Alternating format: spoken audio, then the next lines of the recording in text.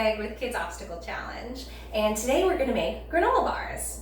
I love this recipe for two reasons. First of all, it's no bake, so your kiddo can take part in every step of the process, or they can do it by themselves with your help.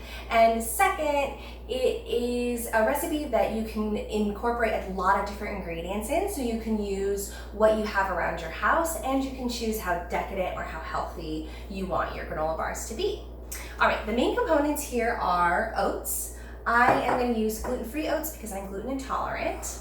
Nuts, I'm going with cashews and walnuts, but you can use any nut here. Almonds would be great, or you could go with sunflower seeds or pepitas, especially if you have someone in your house with a nut allergy. Next is cinnamon, salt, if your nut butter or seed butter does not have salt in it already. Mine does.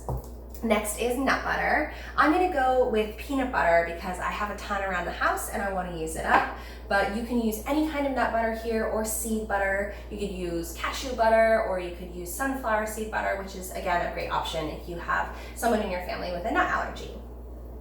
Next is honey. I like to use local honey because it's good for allergies and it's always good to support a local business and your local bees. And then vanilla, and finally your topping of choice. This is where you choose how sinful you want your snack to be. You can go with chocolate chips, M&Ms, chocolate covered sunflower seeds, or almonds, walnuts, dried fruit. I'm going with diced dried figs today because that's what I have around the house. All right, let's jump in. The first thing you're gonna do is grab a small baking dish and you're gonna line it with parchment paper. If you don't have parchment paper, you can spray it liberally with cooking spray. Next, you're gonna grab a medium mixing bowl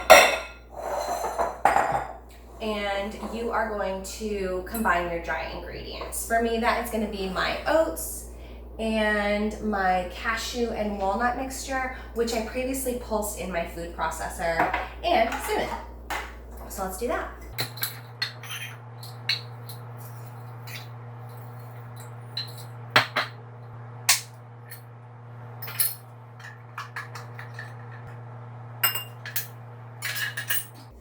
Okay, you're gonna mix these together and then set it aside. Ooh, the cinnamon already makes it smell very delicious. Next, you're gonna grab a small microwavable bowl and you're gonna add your nut or seed butter and your honey. Then you're going to microwave this mixture in 20-second increments to get it liquefied so that you can mix it together more easily. Okay, after your nut or seed butter and honey is mixed together and all liquidy, you're gonna add your vanilla as well. Then you're going to add your wet ingredients to your dry ingredients. I like to use a nice stiff spatula or spoon here because you are gonna be moving these kind of larger ingredients. I am gonna grab a spatula though to make sure I get all this good stuff. You're going to mix your wet and dry ingredients together until they're fully incorporated. Then you're gonna add your topping of choice. Keep in mind that if you're using something chocolatey, you wanna make sure your mixture cools down so that the chocolate doesn't all melt.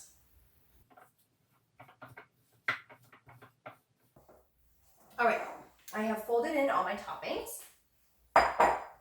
So you're gonna grab your baking dish and your parchment paper. Press the parchment paper down into the corners.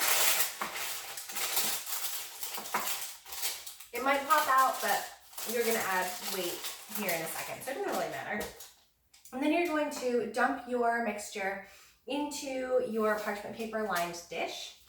And if you're not worried about messiness, you can have your little press it into the corners with your hands, or you can do as best as you can with your spoon.